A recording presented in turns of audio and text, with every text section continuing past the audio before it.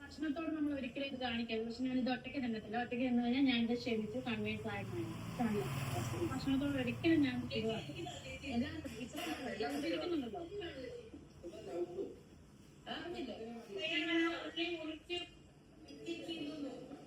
ഒരിക്കലും തെറ്റിച്ചെന്ന് കളയാലല്ലേ. ഞാൻ ഒറ്റയ്ക്ക് വെച്ചാൽ അത് കൺവേഴ്സിങ് ഒരിക്കലും കളയില്ല. ഒരു നേരത്തെ ആഹാരത്തിന് വേണ്ടി തെണ്ടിയിട്ടുണ്ട് ഞാൻ. അതുകൊണ്ട് ചിരിക്കാതെ കഴിക്കും. അതെ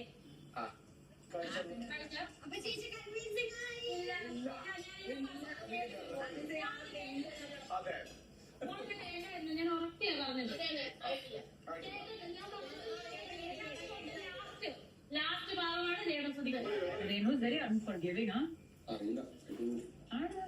എത്ര പ്രാവശ്യം സോറി പറഞ്ഞു? അഭിതക് മാഫ്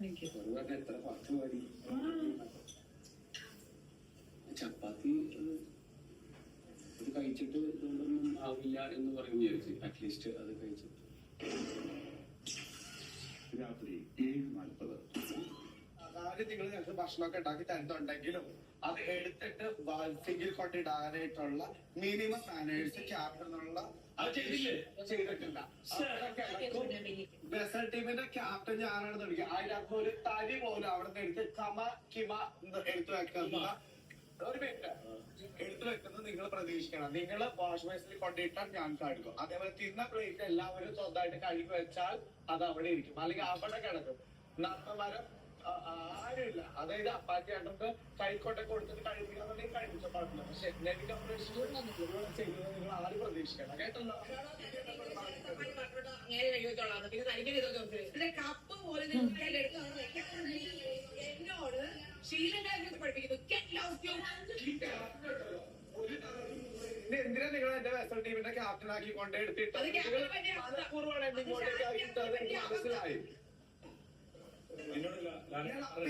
ബിഗ് ബോസ് പറഞ്ഞാൽ ഞാൻ പറയില്ല ലാലേട്ടാ പറ്റില്ല, എനിക്ക് ഇവിടെ എല്ലാവരുടെ പാത്രം കഴുകാൻ പറ്റില്ല, അത്ര തന്നെ. ഞാനിവിടെ അമ്മയോ കുഞ്ഞമ്മയോ അവരെ നിൽക്കുന്ന മറ്റേ നിൽക്കുന്ന ചേച്ചി ഒന്നും അറിയില്ല. ക്യാപ്റ്റൻ മനസ്സിലായില്ലേ? എന്റെ സ്വഭാവം മലയാളം 9-ാം ദിവസം രാത്രി 7:45. നിങ്ങള് പറയുന്നത് ബേസിക് ആയിട്ടുള്ള ഒരു മനുഷ്യത്വമാണ്. അതില്ലാതെ പിന്നെ ഇവരൊക്കെ എന്തിനാണ് മരപ്പാവളെ പോലെ ഇവിടെ നിങ്ങൾ കഴിക്കും. അതേപോലെ ബാക്കിയുള്ളവരെ കൊണ്ട് നിങ്ങൾ ചെയ്യിപ്പിക്കുക. അതെങ്ങനെ വ്യക്തിപരമായിട്ട് എടുക്കേണ്ട കാര്യങ്ങളല്ല. കഴുകാനല്ല നിങ്ങൾ ഏൽപ്പിച്ചുള്ളത്. കുടിച്ചാൽ കപ്പെങ്കിലും ഇന്ന് വരെ കഴുകിയിട്ടുണ്ടോ? ഞാൻ കഴുകിയിട്ടുണ്ടല്ലോ. ഞാൻ കഴുകാൻ വേണ്ടി ചെല്ലുമ്പോഴത്തേക്ക് അവരെ അടുത്ത് പിടിച്ച് വാങ്ങിച്ചെടുക്കാം. അവരല്ല, ഞാനുള്ള സമയത്ത് അവിടെ ഇട്ടോ നീയാണ് വേണ്ടിയിട്ടില്ല. നീ അവിടെ എവിടെയൊക്കെ ഇടും. അതന്ന്. പക്ഷെ ഇന്ന് എനിക്ക് റെസ്പോൺസിബിലിറ്റി ഏറ്റപ്പോഴത്തേക്കും ഞാൻ അതിന്റെ ശീലം മാറി. ഇപ്പൊ ഞാൻ ഇവിടെ നിന്നിരിക്കല്ലേ അവരെ ഏൽപ്പിച്ചിട്ട് ഞാൻ കേൾക്കാമെന്ന് പറഞ്ഞിട്ട് ബാക്കിയുള്ളത് അവിടെ നിന്ന് വാങ്ങുന്നത് കിട്ടുന്നത് നീ വാങ്ങിച്ചു.